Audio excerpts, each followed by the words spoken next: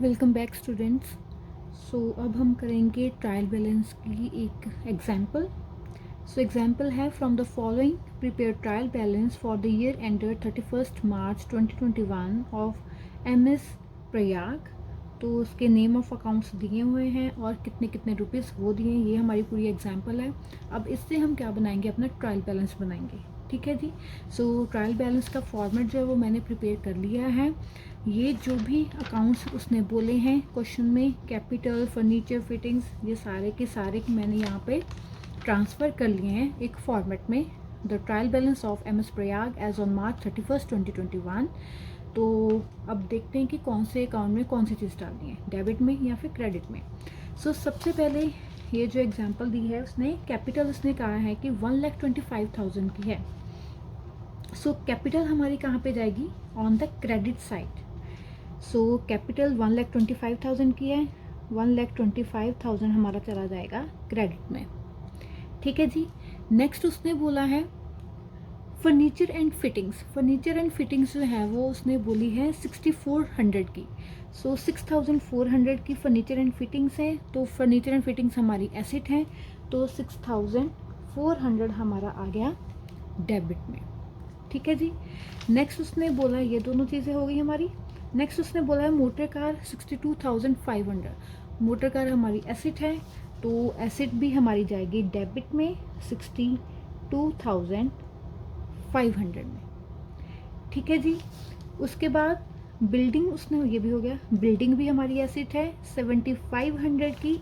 तो बिल्डिंग भी हम 7,500 की डालेंगे डेबिट में। बिल्डिंग 7,500, सॉरी 75,000 की। ठीक है जी, बिल्डिंग भी हो गया। नेक्स्ट है टोटल डेटर्स। डेटर्स, उसने डेटर भी हमारे डेबिट होंगे। डेटर्स है 38,000 के, 38,000 हो गया हमारा डेबिट। नेक्स्ट है क्रेडिटर्स। क्रेडिटर्स हैं 25,000 के, ये होंगे हमारे क्रेडिट। ठीक है जी। बैड डेट्स, बैड डेट्स हमारा होता है एक्सपेंस। एक्सपेंस बैड डेट्स है 1,250 के, एक्सपेंस होते हैं डेबिट, 1,250 हो गए डेबिट।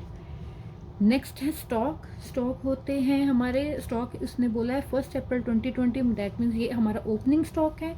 तो ओपनिंग स्टॉक जो है 34,600 का हमारा एसेट है, तो ये आ गया एसेट हमारा डेबिट में। रिमेंबर, एसेट्स होंगे, एक्सपेंसेस हो गए, ये हमारे डेबिट होंगे। इनकम्स हो गई, लाइबिलिटीज़ हो गई, वो हमारी क्रेडिट साइड पे जाएंगी। ठीक है जी। नेक्स्ट परचेजेस जो हैं, परचेजेस भी हमारी डेबिट होंगी। 54,750 की परचेजेस भी हमारी हो गई डेबिट। नेक्स्ट उसने बोला है परचेजेस के बाद इनपुट आईजीएसटी। इनपुट वाले जितने भी अकाउंट्स थे वो मैंने क्या बोला था कि वो जाएंगे सारे के सारे हमारे debit. Input IGST 3,000, IGST input 3,000 हम होगा हमारा डेबिट। आउटपुट सीजीएसटी, आउटपुट वाले सारे अकाउंट्स होंगे हमारे क्रेडिट। तो आउटपुट सीजीएसटी 1,500 का 1,500 होएगा हमारा क्रेडिट। ये दोनों भी हो गए।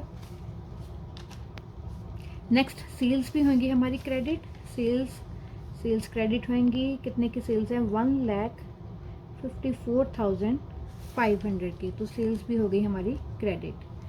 बैलेंस दिया हुआ है, क्रेडिट बैलेंस दिया हुआ है हमारा बैंक का। अगर आगे क्रेडिट बैलेंस लिखा है दैट मीन्स ये हमारा हो गया बैंक ओवरड्राफ्ट। ठीक है जी। तो बैंक ओवरड्राफ्ट होगा हमारा क्रेडिट, तो बैंक बैलेंस 28,500 हो गया हमारा क्रेडिट। नेक्स्ट है परचेज रिटर्न। परचेज अगर डेबिट होती हैं तो परचेज रिटर्न हमारी क्या होती हैं, क्रेडिट होती हैं। तो परचेज रिटर्न हमारा 1,250 होएगा क्रेडिट में। ठीक है जी। नेक्स्ट है कमीशन क्रेडिट। कमीशन क्रेडिट मतलब लिखा है दैट मीन्स ये हमारी हो गई इनकम। तो इनकम है, इनकम्स हमारी जाती हैं क्रेडिट साइड में ऑब्वियसली, और क्रेडिट भी लिखा हुआ है यहाँ पे। तो 3,750 का हो गया यहाँ पे क्रेडिट। सेल्स रिटर्न, सेल्स हमारी क्रेडिट होती हैं, तो सेल्स रिटर्न उसका उल्टा डेबिट होती हैं। तो सेल्स रिटर्न हमारी डेबिट होएगी 2,000 की। एडवर्टीजमेंट, एडवर्टीजमेंट खर्चा है, एक्सपेंस है, तो दैट मीन्स एडवर्टीजमेंट 2500 की एक्सपेंस डेबिट होंगी। Next interest account debit, that means interest, ये इंटरेस्ट अलाउड है, ठीक है। अगर वो डेबिट लिखा हुआ है तो दैट मीन्स वो डेबिट साइड पे ही आएगी 1180 की। अगर यहाँ पे कुछ भी क्रेडिट लिखा है तो क्रेडिट साइड में चीज़ आएगी, अगर वो उसके आगे बैलेंस के आगे डेबिट लिखा है तो वो चीज़ हमेशा डेबिट साइड में आएगी। कैश, कैश हमारा डेबिट होता है 6500। इंश्योरेंस हमारा एक्सपेंस है 12500, एक्सपेंस हो गया डेबिट। सैलरीज एक्सपेंस है, डेबिट होएगा 40,820।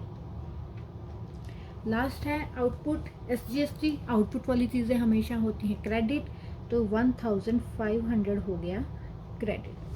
दैट्स इट, ये हमारा बन गया ट्रायल बैलेंस। बहुत ही इजी था इसे बनाना, क्योंकि मुझे पता था कि कौन सी चीज़ एक्सपेंस है, कौन सी चीज़ एसेट है, लाइबिलिटी है, ठीक है जी। अब हम करेंगे इन दोनों को बैलेंस। जब मैंने इसका टोटल, ये सारी अमाउंट का टोटल किया और ये सारी अमाउंट का अलग अलग से टोटल किया, ठीक है जी, तो इसका टोटल किया तो इसका टोटल आ गया हमारा 3,41,000। और जब मैंने इसका भी टोटल किया तो ये भी आ गया 3,41,000, और ये दोनों हो गए बैलेंस। दैट मीन्स मेरा जो ट्रायल बैलेंस है वो एकदम करेक्ट है, ठीक है जी। बस आपको अब ये याद रखना है कि कौन सी चीज़ डेबिट में जाएगी और कौन सी चीज़ क्रेडिट में। मैंने पिछली वीडियो में आपको सबको बताया है कि कौन सी चीज़ डेबिट होएगी, कौन सी चीज़ क्रेडिट होएगी, तो आप वो वीडियो ज़रूर देखो जब भी आप ट्रायल बैलेंस का कोई भी क्वेश्चन सॉल्व करने लगो। और अगर आपको लगता है कि कोई भी चीज़ उसमें छूट गई है, कोई रह गई है, आपको नहीं पता चल रहा है कि वो चीज़ डेबिट में डालनी है, क्रेडिट में डालनी है, तो आप मुझे कमेंट करके ज़रूर बताएं कि आपको कौन सी चीज़ का मतलब नहीं पता, या फिर आपको नहीं पता चल रहा कि वो एसेट है, लाइबिलिटी है, एक्सपेंस है या इनकम है, या उनमें से कोई भी चीज़ छूट गई है और आपको नहीं पता चल रहा कि किस में डालनी है, तो आप मुझे कमेंट सेक्शन में ज़रूर बताएं, ताकि मैं आपको बता सकूं कि वो डेबिट में जाएगी या फिर क्रेडिट में, ठीक है जी। सो अगर मेरी वीडियोस अच्छी लगी तो please subscribe to my channel और मेरी वीडियोस को लाइक ज़रूर करें। Thank you.